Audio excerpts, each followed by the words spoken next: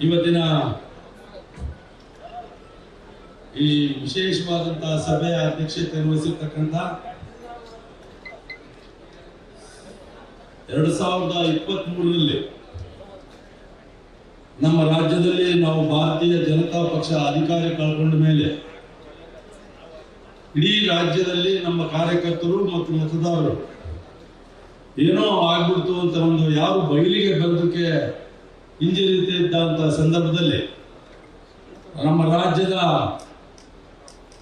ಬಿಜೆಪಿಯ ಅಧ್ಯಕ್ಷ ಸ್ಥಾನವನ್ನ ವಿಶೇಷವಾಗಿ ಯುವಕರಾಗಿರ್ತಕ್ಕಂಥ ನಮ್ಮ ವಿಜಯೇಂದ್ರ ಅವರಿಗೆ ಕೇಂದ್ರದವರು ನೇಮಿಸಿದ ಮೇಲೆ ವಿಜಯೇಂದ್ರ ಅವರು ನಮ್ಮ ಅಧ್ಯಕ್ಷರು ಇಡೀ ರಾಜ್ಯವನ್ನ ಸುಮಾರು 4-5 ಲಕ್ಷ ಕಿಲೋಮೀಟರ್ ಓಡಾಡಿ ಇವತ್ತು ಕಾರ್ಯಕರ್ತರಲ್ಲಿ ಒಂದು ನಂಬಿಕೆ ಮತ್ತು ಧೈರ್ಯವನ್ನು ತುಂಬುವಂತ ಕೆಲಸ ಮಾಡಿದಂತ ನಮ್ಮ ನೆಚ್ಚಿನ ಅಧ್ಯಕ್ಷರಾದ ವಿಜಯೇಂದ್ರ ಅವರೇ ಮತ್ತು ಜಿಲ್ಲೆಯ ಬಿಜೆಪಿ ಪಕ್ಷದ ಅಧ್ಯಕ್ಷರು ನನ್ನ ಯುವ ಮಿತ್ರರಾದ ಕೆ.ಟಿ. ಕುಮಾರಸ್ವಾಮಿ ಅವರೇ, ಇವತ್ತಿನ ಈ ಕಾರ್ಯಕ್ರಮದ ನಾಳೆ 9ನೇ ತಾರೀಕು ನಡೀತಕ್ಕಂಥ ಕಾರ್ಯಕ್ರಮದ ವಿಶೇಷವಾಗಿ ಅಧ್ಯಕ್ಷತೆಯನ್ನು ವಹಿಸಿಕೊಂಡು ನಮ್ಮ ಚಿತ್ರದುರ್ಗದ ಅತ್ಯಂತ ಜನಪ್ರಿಯ ಸುಮಾರು 70ನೇ ಇಸ್ವಿಯಿಂದ ಇಲ್ಲಿವರೆಗೂ ಬಂದಿರತಕ್ಕಂಥ ಅನೇಕ ಲೋಕಸಭಾ ಸದಸ್ಯರನ್ನು ನಾನು ನೋಡಿದ್ದೇನೆ. ಅದರಲ್ಲಿ ನಮ್ಮ ಕಾರಜೋಳ ಅವರು ವಿಶೇಷವಾದಂತಹ ಒಂದು ಕ್ಷೇತ್ರದ ಕಾಳಜಿಯನ್ನು ಹೊಂದಿರತಕ್ಕಂಥ ಲೋಕಸಭಾ ಸದಸ್ಯರು. ನಾನು ಕಂಡಂತೆ ನಾನು 71 ಲೋಕಸಭಾ ಕ್ಷೇತ್ರದಿಂದ ನೋಡಿದ್ದೇನೆ. ಕಾರಜೋಳ ಮತ್ತು ವೇದಿಕೆಯಲ್ಲಿ ಇರ್ತಕ್ಕಂಥ ನಮ್ಮೆಲ್ಲ ಮುಖಂಡ ರಾಜ್ಯದ ಮಾಜಿ ಮಂತ್ರಿಗಳು ಮುಖಂಡರೇ ಮತ್ತು ಇಲ್ಲಿ ನೆರೆದಿರ್ತಕ್ಕಂಥ ನೆಚ್ಚಿನ ಕಾರ್ಯಕರ್ತರೇ, ಅಕ್ಕ ತಂಗಿಯರೇ, ಅಣ್ಣ ತಮ್ಮರೇ, ಆದರದ ಸ್ನೇಹಿತರೆ, ಇದು 9ನೇ ತಾರೀಕು ನಡೀತಕ್ಕಂಥ ಕಾರ್ಯಕ್ರಮ ನಮ್ಮೆಲ್ಲರ ಮರ್ಯಾದೆ ಪ್ರಶ್ನೆ. ಚಿತ್ರದುರ್ಗ ಜಿಲ್ಲೆಯ ಕಾರ್ಯಕರ್ತರ ಮತ್ತು ಅಭಿಮಾನಿಗಳ ಮರ್ಯಾದೆ ಪ್ರಶ್ನೆ. ಯಾಕೆಂದ್ರೆ ಬಹಳ ಜನ ಭಾರತೀಯ ಜನತಾ ಪಕ್ಷ ಕನ್ಯಾಕುಮಾರಿಯಿಂದ ಹಿಮಾಲಯದವರೆಗೂ ಇದು ಭಾರತೀಯ ಜನತಾ ಪಕ್ಷ ಎಲ್ಲ ಕಡೆ ಕಾಣುತ್ತೆ ಇತ್ತು ನೀವು ನೋಡೋದಕ್ಕೆ. ಆದರೆ ನಾನು ಒಂದು ವಿಶೇಷವಾಗಿ ಯಡಿಯೂರಪ್ಪನವರ ವಿಚಾರವನ್ನು ಹೇಳಕ್ಕೆ ಇಷ್ಟಪಡ್ತೀನಿ, ಹೆಚ್ಚಿಗೆ ಮಾತಾಡಕ್ಕೆ ಇಷ್ಟಪಡೋದಿಲ್ಲ. ಕನ್ಯಾಕುಮಾರಿಯಿಂದ ಹಿಮಾಲಯದವರೆಗೂ ಒಂದು ಕಾಲದಲ್ಲಿ ಸುಮಾರು 40-50 ವರ್ಷದ ಕೆಳಗೆ ಜನಸಂಘ ಇತ್ತು. ಭಾರತೀಯ ಜನಸಂಘ ಪಕ್ಷದಿಂದ ಮುಂಚೆ ಒಂದೇ ಒಂದು ಓಟ್ ಇದ್ದಿಲ್ಲ ಜನಸಂಘಕ್ಕೆ. ಇಡೀ ಕನ್ಯಾಕುಮಾರಿಯಿಂದ ಹಿಮಾಲಯದವರೆಗೂ ಒಂದು ಓಟು, MP MLA ಒಂದು ಓಟು ಸ್ವಲ್ಪ ಹಾಕಲು ಗತಿ ಇದ್ದಿಲ್ಲ ಜನಸಂಘಕ್ಕೆ.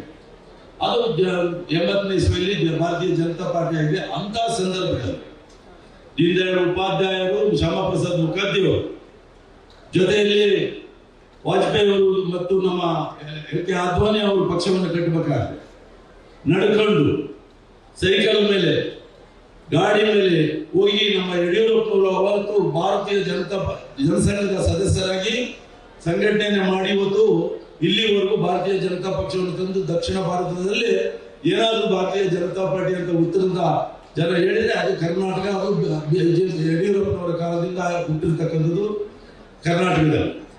ಅಂತ ಸಾಧನೆ ಮಾಡಿರ್ತಕ್ಕಂಥ ಯಡಿಯೂರಪ್ಪನವರು ಅವರು ಕೇವಲ ರಾಜಕೀಯ ಅನುಭವ ಅಧಿಕಾರಿ ಅನುಭವಿಸೋದಕ್ಕೋಸ್ಕರ ಅವರು ಪಕ್ಷವನ್ನು ಕಟ್ಟಲಿಲ್ಲ.